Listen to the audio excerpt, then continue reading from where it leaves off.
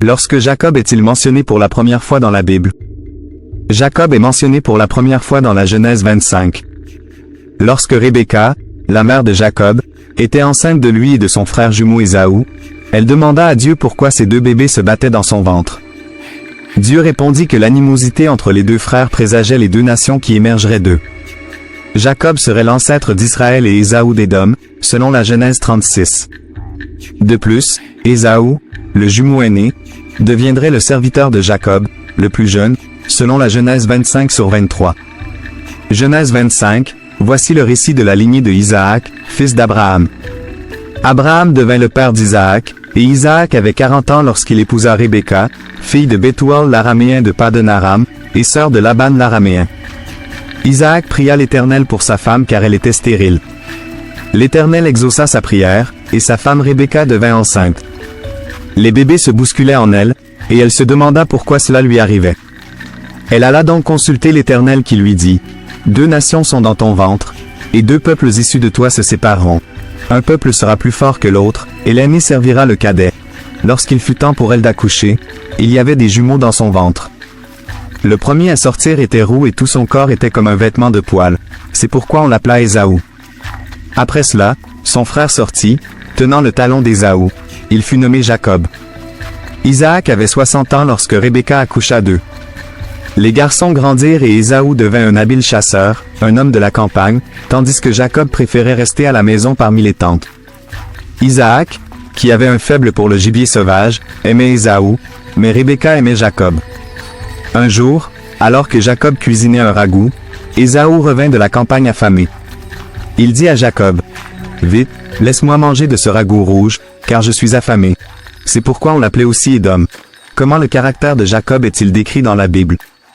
Jacob a été associé à la ruse et à la tromperie dès sa naissance jusqu'à son combat de lutte avec Dieu dans la Genèse 32, versets 24 à 29. Les tromperies les plus infâmes de Jacob furent commises contre son frère jumeau Ésaü en échange de son droit d'aînesse, qui était une double portion de l'héritage de son père Isaac. Jacob offrit à son frère affamé un bol de soupe, selon la Genèse 25, versets 29 à 34.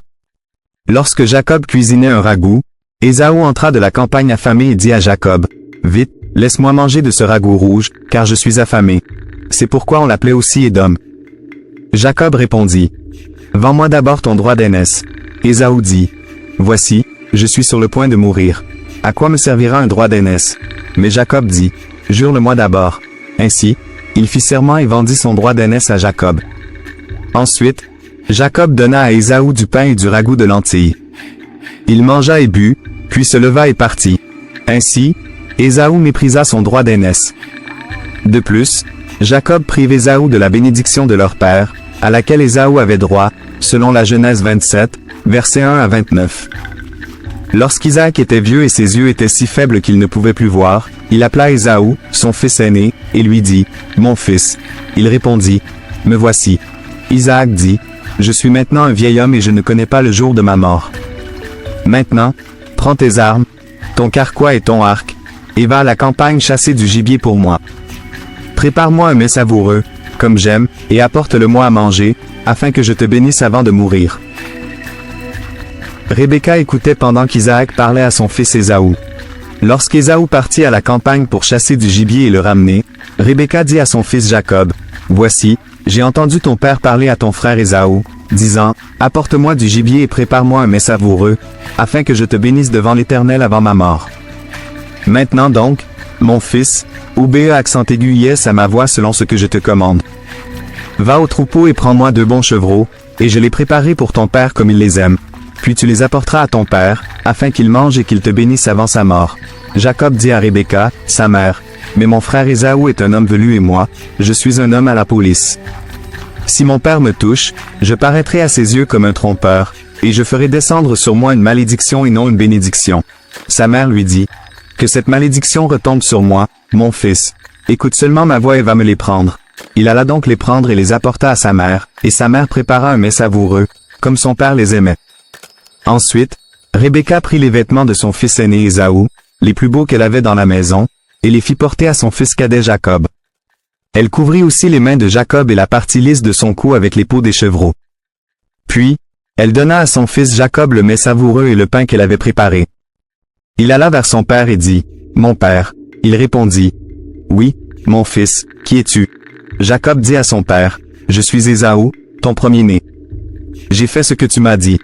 Lève-toi, je te prie, assieds-toi et mange de mon gibier, afin que tu me bénisses. » Isaac demanda à son fils, « Comment as-tu trouvé cela si vite, mon fils? » Il répondit, « L'Éternel, ton Dieu, l'a fait venir devant moi. » Isaac dit alors à Jacob, « Approche-toi, je te prie, que je te touche, mon fils, pour savoir si tu es vraiment mon fils Ésaü ou non. » Jacob s'approcha de son père Isaac, qui le toucha et dit, « La voix est la voix de Jacob, mais les mains sont les mains d'Ésaü. » Il ne le reconnut pas, car ses mains étaient comme celles d'Ésaü. Isaac demanda, « Es-tu vraiment mon fils Ésaü? » Il répondit, « Je le suis. » Puis il dit, « Sers-moi, et que je mange du gibier de mon fils, afin que je te bénisse. » Jacob le servit, et il mangea. Il lui apporta aussi du vin, et il but. Ensuite, son père Isaac lui dit, « Approche-toi maintenant, et embrasse-moi, mon fils. » Jacob s'approcha et l'embrassa. Isaac sentit l'odeur de ses vêtements, et il le bénit, en disant, « Voici, l'odeur de mon fils est comme l'odeur d'un champ que l'Éternel a béni. Que Dieu te donne de la rosée du ciel, et des terres grasses en abondance, du blé et du vin nouveau. Que des peuples te servent, et que des nations se prosternent devant toi. Sois seigneur de tes frères, et que les fils de ta mère se prosternent devant toi. Maudit soit quiconque te maudira, et béni soit quiconque te bénira. » Cela provoqua la colère d'Ésaü qui voulut tuer son frère. Ainsi, Jacob s'enfuit vers le pays de sa mère. En route vers la terre de sa mère, Jacob rencontra des anges et une échelle menant au ciel. Lorsque Jacob arriva à Haran, il trouva son pareil en la personne de son oncle Laban. Dans la Genèse 29, Jacob poursuivit son chemin et arriva dans le pays des gens de l'Est, près de Haran. En observant, il vit un puits dans le champ et 3 troupeaux de moutons couchés à côté, car c'était de ce puits que les troupeaux étaient abreuvés. La pierre à l'entrée du puits était grande, et quand tous les troupeaux étaient rassemblés, les bergers roulaient la pierre de l'entrée du puits, abreuvaient les moutons, puis remettaient la pierre en place. Jacob demanda aux bergers, « Mes frères, d'où êtes-vous? » Ils répondirent, « Nous sommes de Haran. » Il leur demanda, « Connaissez-vous Laban, le petit-fils de Nahor? » Ils répondirent, « Nous le connaissons. » Et il leur demanda, « Va-t-il bien? » Ils répondirent, « Il va bien. » Voici Rachel, sa fille, qui vient avec les moutons. Jacob dit, « Regardez, il est encore grand jour, ce n'est pas le moment de rassembler les troupeaux. Abreuve les moutons, puis va les remettre au pâturage. » Mais ils dirent, « Nous ne pouvons pas, jusqu'à ce que tous les troupeaux soient rassemblés et que l'on ait roulé la pierre de l'entrée du puits. Alors nous pourrons abreuver les moutons. » Pendant qu'il leur parlait, Rachel arriva avec les moutons de son père, car elle était bergère.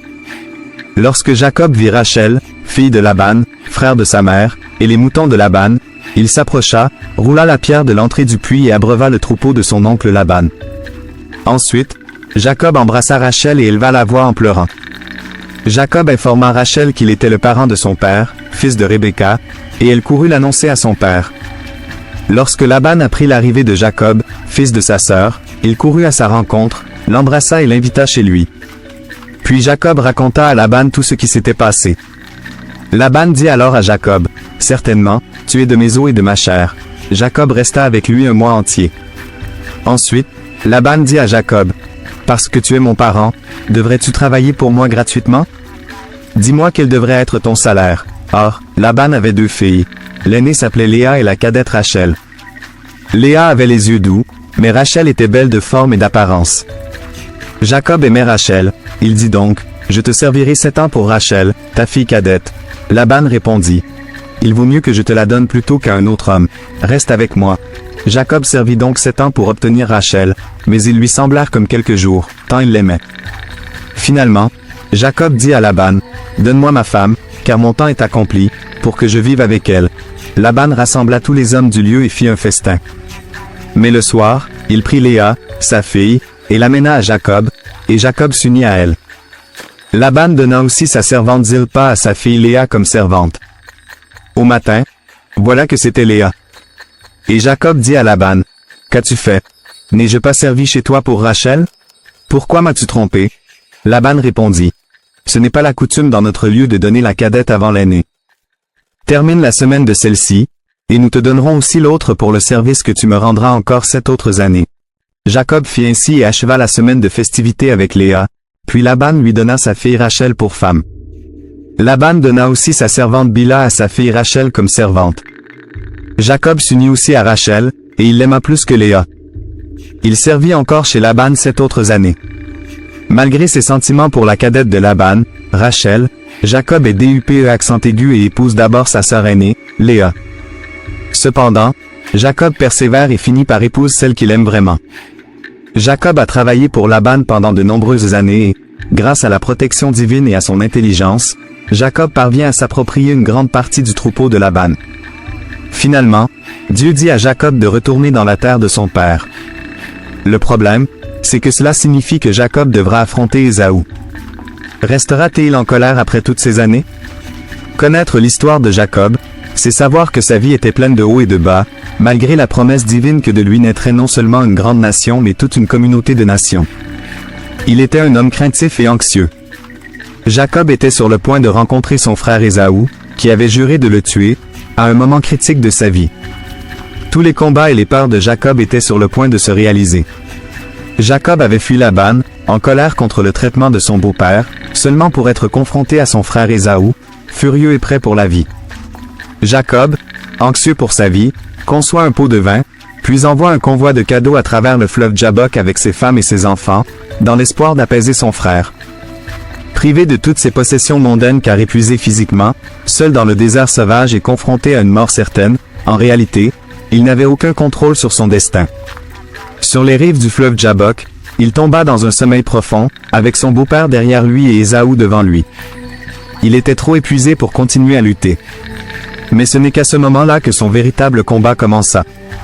Fuir l'histoire de sa famille avait été assez difficile, mais lutter contre Dieu lui-même était une toute autre affaire.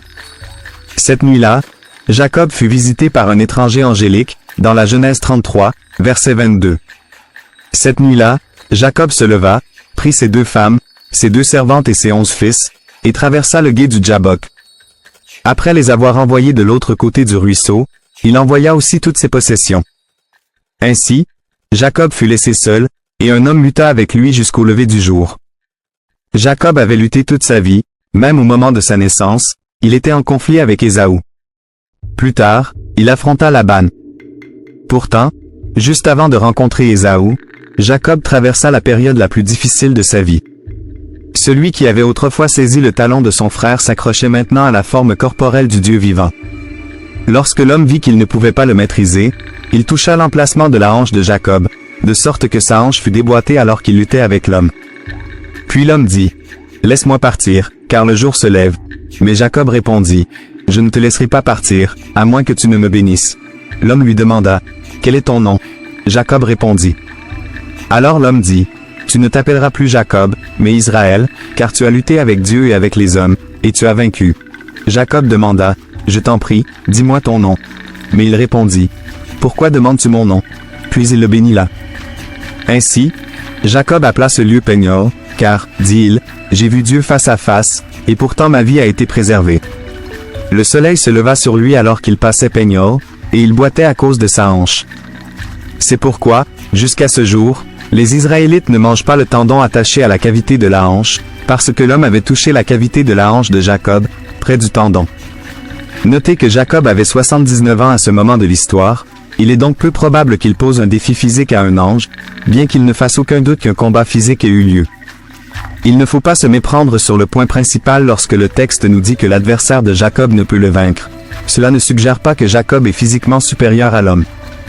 La facilité avec laquelle il inflige des dégâts physiques à Jacob indique que toute incapacité doit être dans le domaine spirituel et non physique. Si le lutteur ne peut pas vaincre Jacob spirituellement, c'est parce que Jacob refuse de céder. Ce n'est que lorsque l'homme menace de partir sans offrir d'assurance de l'aide divine que Jacob montre sa volonté de négocier sur les questions cruciales. Le point tournant se produit lorsque Jacob informe l'étranger qu'il ne le relâchera pas à moins que de telles assurances ne soient fournies. Je crois que cela indique la volonté de Jacob de se soumettre aux exigences de Dieu sur lui. La persévérance de Jacob joue maintenant en sa faveur. Il est prêt à aller jusqu'au bout. La bénédiction se manifeste sous la forme d'un changement de nom. C'est significatif pour Jacob, car son nom est devenu synonyme de son caractère tout au long de l'histoire. Un changement de nom signifie donc un changement de caractère. Changer le nom de quelqu'un était une manière d'exercer une autorité sur cette personne. Jacob accepte le changement de nom, ce qui équivaut à accepter un changement de caractère. Dans ce cas, le nouveau nom est censé représenter la transformation de l'une des forces traditionnelles de Jacob. Sa persévérance lui a apporté du succès dans ses interactions avec les gens, et elle est maintenant responsable de son succès dans sa lutte avec Dieu, non pas parce que Dieu s'est rendu, mais parce que Jacob a cédé. Comme c'est souvent le cas avec Dieu, il faut d'abord perdre pour gagner. Il est possible que la demande de Jacob concernant le nom du lutteur soit un dernier effort pour maintenir le contrôle, mais le lutteur refuse. Qui est exactement cet étranger? Tout au long de l'épisode, le narrateur le désigne comme un homme, à la fin de l'épisode comme Elohim. L'homme blesse la hanche de Jacob, mais il refuse de le lâcher jusqu'à ce que l'homme le bénisse. Jacob réalisa qu'il ne luttait pas contre un homme, mais contre Dieu, et il ne le lâcherait pas tant qu'il ne l'aurait pas béni. Le lieu du combat de lutte est appelé Penuel, ce qui signifie face de Dieu en hébreu. Voici les leçons à tirer du combat de lutte de Jacob avec Dieu. Tout d'abord, nous avons besoin de pardon, et il ne vient que par la miséricorde de Dieu. Jacob était responsable de ce qu'il avait fait à Ésaü, et il le savait. Jusqu'à présent, Jacob avait compté sur son propre esprit pour réussir, mais à ce moment-là, il ignorait ce qui allait se passer. Sa survie dépendait du pardon de son frère pour ses fautes. Bien que Jacob n'ait aucun contrôle sur le cœur de son frère, il y en a un qui l'a. Donc, Jacob se retrouva seul, et un homme lutta avec lui jusqu'à l'aube, selon la Genèse 32, verset 24. Il était temps pour Jacob de réaliser qu'il ne pouvait plus compter sur sa propre force. Il n'avait aucun contrôle sur le pardon dont il avait besoin pour survivre. Si nous voulons suivre Dieu, nous devons d'abord admettre nos défauts et nos faiblesses. Seule la miséricorde de Dieu peut nous pardonner, et seule la grâce de Dieu peut nous aider à traverser l'autre côté de la nuit. Deuxièmement, Dieu honore la persévérance, en particulier dans notre quête de lui. Lorsque l'homme vit qu'il ne pouvait pas le maîtriser, il toucha l'emplacement de la hanche de Jacob, de sorte que sa hanche fut déboîtée alors qu'il luttait avec l'homme. Puis l'homme dit, « Laisse-moi partir, car le jour se lève. » Mais Jacob répondit, « Je ne te laisserai pas partir, à moins que tu ne me bénisses. » Genèse 32, versets 25 et 26. Jacob possédait deux caractéristiques admirables. L'une d'elles était une sensibilité spirituelle. Cela se voyait lorsqu'il fuyait son frère et voyait l'échelle vers le ciel, et à nouveau lorsqu'il obéissait à la voix du Seigneur lui disant de retourner dans sa patrie. Sa persévérance est exemplifiée par sa quête de Rachel et sa patience à servir Laban pour gagner sa main. Dans sa lutte avec l'homme mystérieux, Jacob incarne les deux qualités. Il reconnaissait qu'il luttait avec Dieu et il refusait de renoncer jusqu'à ce que Dieu le bénisse. Ce qui rendait cela encore plus puissant, c'étaient les enjeux moraux auxquels Jacob était confronté. Il ne méritait pas la bénédiction, mais il était prêt à accepter tout jugement aux conséquences qui l'accompagneraient. Troisièmement, notre identité est en Christ. Et il lui dit, « Quel est ton nom? » Il dit, « Jacob. » Et il dit, « Ton nom ne sera plus Jacob, mais Israël, car tu as été fort contre Dieu et contre les hommes, et tu as vaincu. » Genèse 32, versets 27 et 28. Jacob venait d'une famille intéressante. Il était descendant de ceux qui se multiplieraient en de nombreuses nations grâce à la foi de son grand-père. Il avait hérité de la jalousie de sa grand-mère Sarah, de la ruse de sa mère, et de la loyauté de son père. On lui avait donné le nom de supplanté à la naissance, et il l'avait bien mérité. Jacob était un homme égoïste dans ses premières années. Il est partiellement transformé par son amour pour Rachel et sa loyauté envers sa famille, mais c'est dans sa lutte avec Dieu qu'il atteint un tournant. Il est baptisé Israël, le prince de Dieu. Que signifie avoir un nouveau nom? Cela représente une nouvelle persona. Dans la Bible, Dieu fait cela de nombreuses fois. Chaque nouveau croyant reçoit le même traitement de la part de Jésus. Ainsi, si quelqu'un est en Christ, il est une nouvelle créature.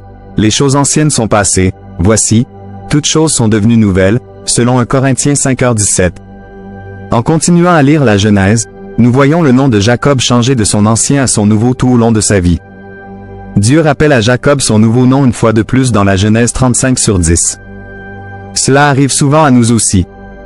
Dieu nous appelle ses bien-aimés, une nouvelle création en lui, mais nous oublions qui nous sommes. Nous devrions nous accrocher à notre nouvelle identité après avoir lutté avec Dieu. Nous pouvons faire des erreurs et perdre de vue qui nous sommes, mais nous pouvons toujours revenir à ce que Dieu nous a appelés à être. Dieu veut que nous le connaissions intimement, et Jacob lui a demandé et a dit, « Dis-moi, je te prie, ton nom. Et il a dit, pourquoi demandes-tu mon nom? Et il le bénit là. Genèse 32/29. Jacob a compris qui était Dieu. Il savait que Dieu était le Dieu de son père et de son grand-père. Cependant, le Dieu avec qui Jacob luttait à travers le Jabbok était Dieu sous forme d'homme. Dieu est devenu le Dieu du cœur de Jacob lors de ce combat de lutte. Beaucoup de gens connaissent Dieu, mais n'ont jamais eu une véritable rencontre transformatrice avec lui. Comprendre ce que Dieu a fait pour les autres n'est pas la même chose que de comprendre ce qu'il a fait pour vous. Dieu se soucie bien plus de l'état de nos cœurs que de notre réussite apparente à vivre une vie pieuse. Passer du temps avec Dieu est la seule façon d'avoir une relation avec lui. Lire la Bible, prier et adorer avec nos cœurs et nos esprits entièrement concentrés sur Dieu nous rapproche plus intimement de sa présence. Le plus grand obstacle à passer du temps avec Dieu est parfois nous-mêmes. Nos priorités deviennent confuses.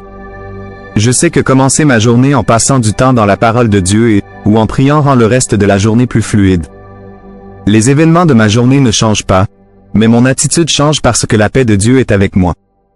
La proximité avec Dieu nécessite de l'humilité. Le soleil se levait sur Jacob alors qu'il passait Peniel, et il boitait à cause de sa hanche, Genèse 32/31. Ce handicap physique était un signe de sa nouvelle humilité. Pour Jacob, fier, autonome et prompt d'esprit, Merriam-Webster définit l'humilité comme l'absence de fierté ou d'arrogance. Dans le monde d'aujourd'hui, l'humilité semble être anticulturelle et anti-réussite. Cependant, dans le monde de Dieu, nous devenons de meilleures personnes lorsque nous mettons de côté notre orgueil et comptons sur lui. Dieu a humilié de nombreux personnages bibliques, y compris Jacob. Des histoires similaires se trouvent dans celle de Simon-Pierre et de la conversion de Saul en Paul. En effet, Paul écrira plus tard au sujet d'une écharde dans sa chair. Et pour m'empêcher de m'enorgueillir à cause de l'extraordinaire grandeur des révélations, il m'a été mis une écharde dans la chair, un ange de Satan pour me gifler, afin que je ne m'enorgueillisse pas. À 3 reprises, j'ai prié le Seigneur de l'enlever. Mais il m'a dit, « Ma grâce te suffit, car ma puissance s'accomplit dans la faiblesse. » C'est pourquoi je me glorifierai bien plus volontiers de mes faiblesses, afin que la puissance du Christ repose sur moi.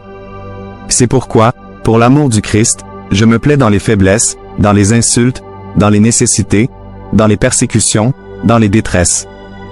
Car lorsque je suis faible, alors je suis fort. 2 Corinthiens 12/7-10. Personne ne souhaiterait traverser la vie avec un handicap ou une maladie pour rester humble.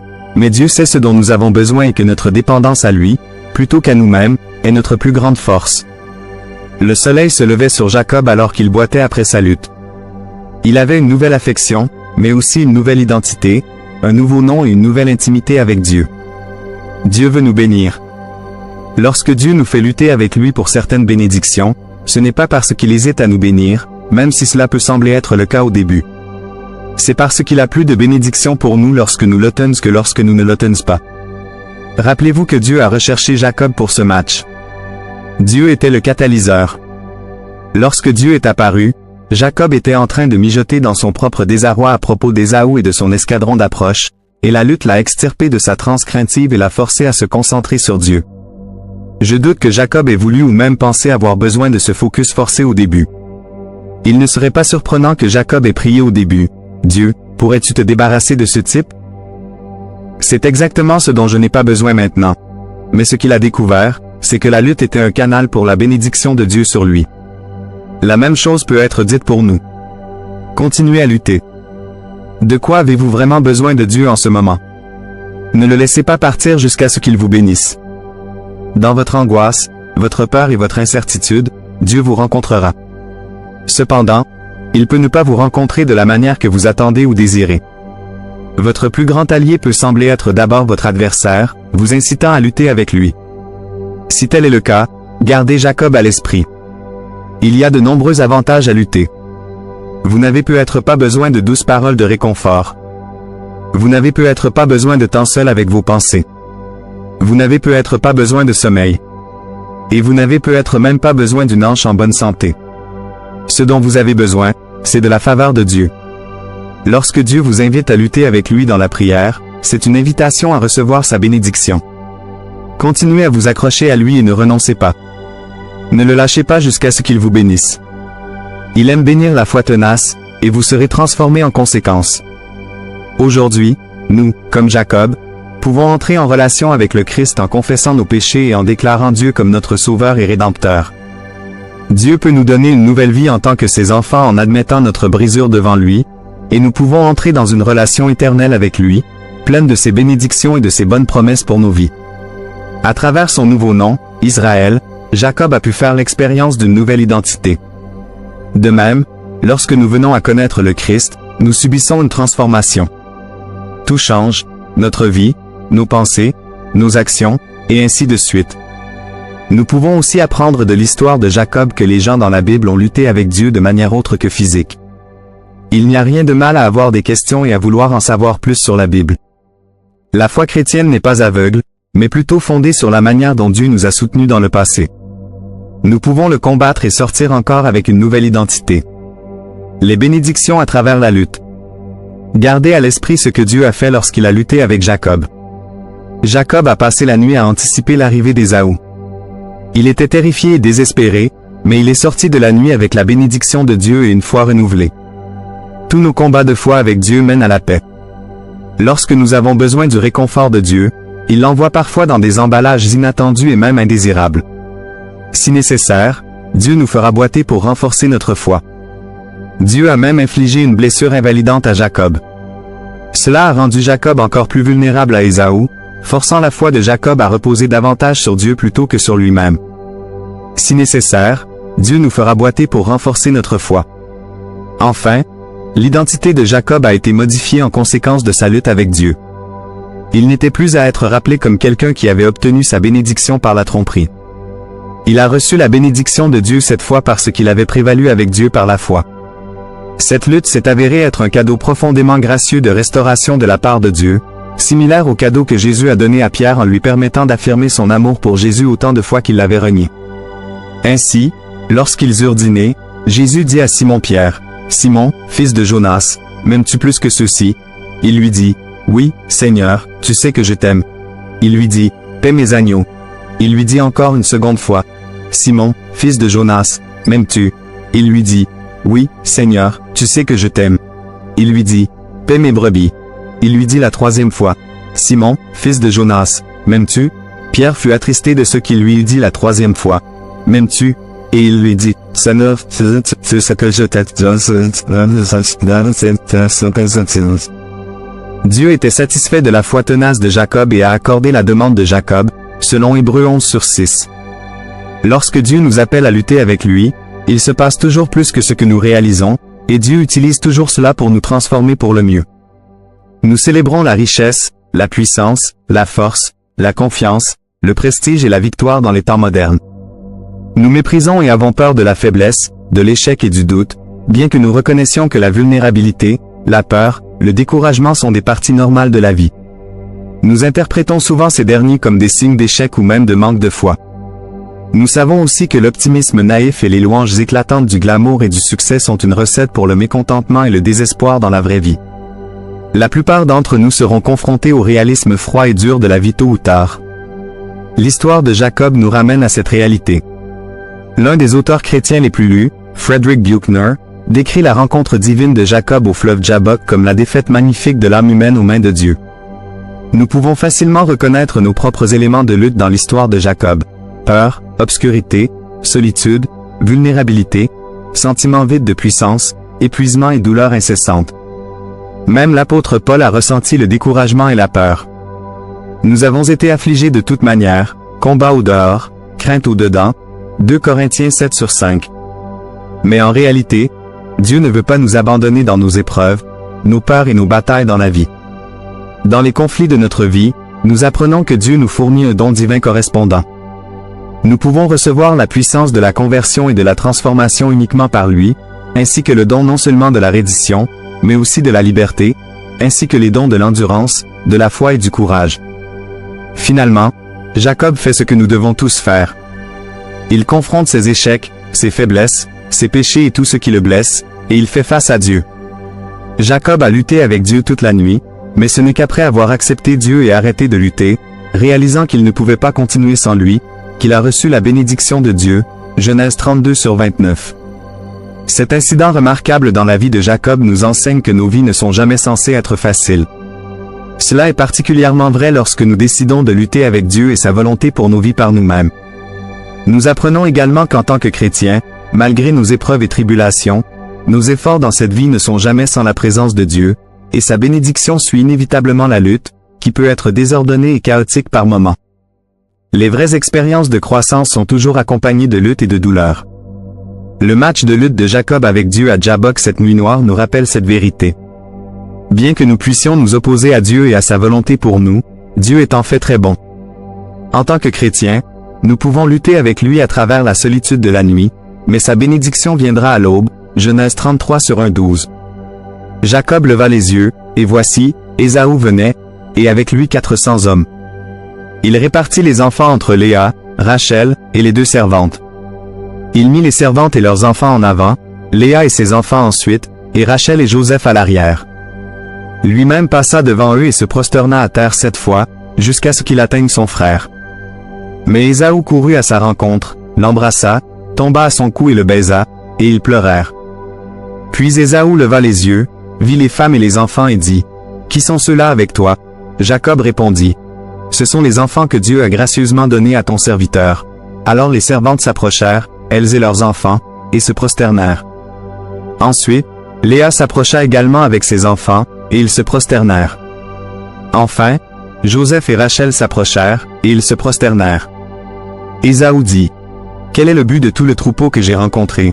Jacob répondit, « Pour trouver grâce aux yeux de mon Seigneur. » Mais Ésaü dit, « J'ai déjà beaucoup, mon frère, garde ce que tu as pour toi. » Jacob dit, « Non, je t'en prie, si j'ai trouvé grâce à tes yeux, accepte mon présent de ma main.